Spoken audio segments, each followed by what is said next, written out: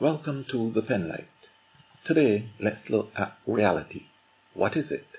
Does reality exist in some objective way, or is it a subjective observation? One definition of reality is the world or the state of things as they actually exist. While that definition seems adequate, it actually has one major weakness. How do we know that anything exists? One might say that something exists because it can be seen or smelt or felt or heard. In short, we know things exist because we can sense them. So if we cannot sense a thing, does it not exist? Let us just briefly explore three cases. 1. The case of sensory congruence. 2. The case of sensory incongruence.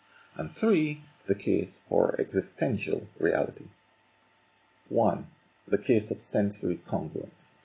Let's say I show you an object, for example, a red cup, and we both agree that it is a red cup. How do you know that the object characteristics, that is, that it is a cup and that it is red? How do you know that you see the same characteristics that I see? I cannot guarantee that. If we agree about the object's existence, what we are really agreeing on is that whenever we see this object, we will label it as a red cup, even though our internal granular representations of the object may not necessarily be identical. One simplistic example would be if one of us has limitations in observing the full spectrum of colors and the other does not. In such a case, the two persons will definitely not see the same color, but will agree on a similar label for what they see.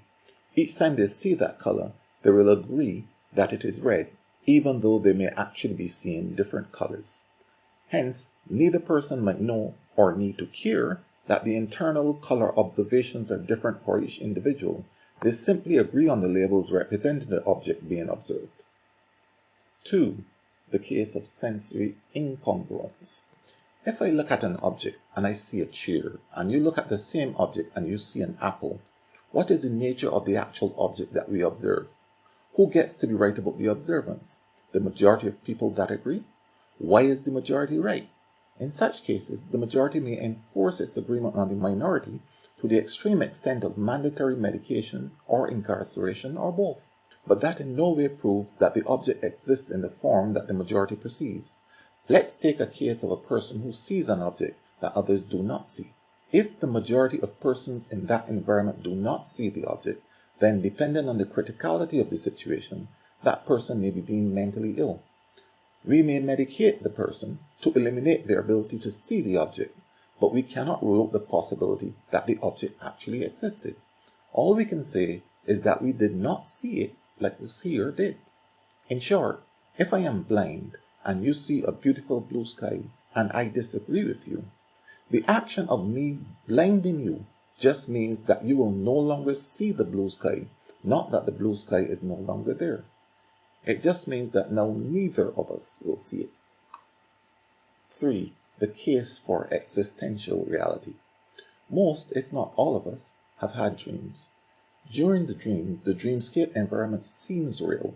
If it didn't, we would know that we were dreaming. When we wake, we rationalize that the dream experience was actually not real. But what were the sensory perceptions at play during the dream?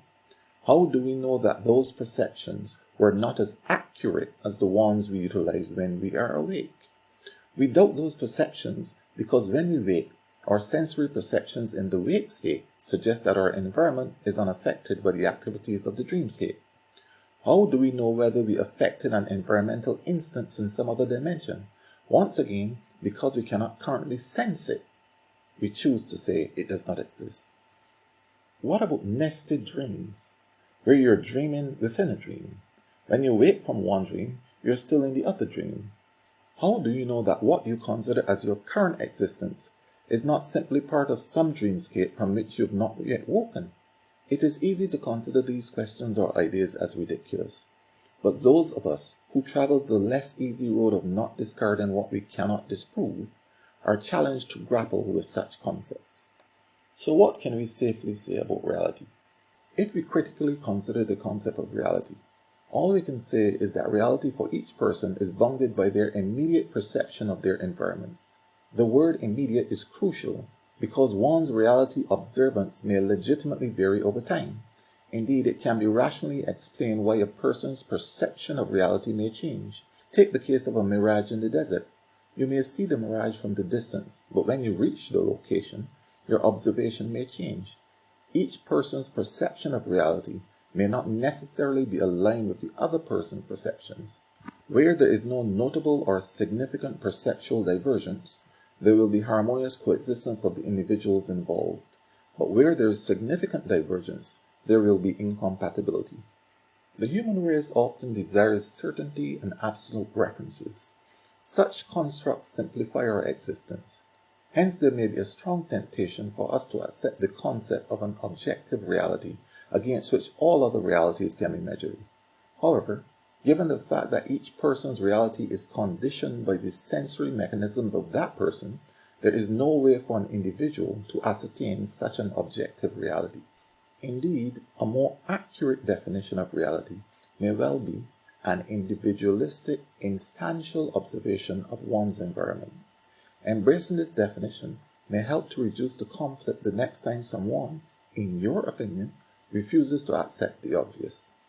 Their reality may legitimately differ from yours.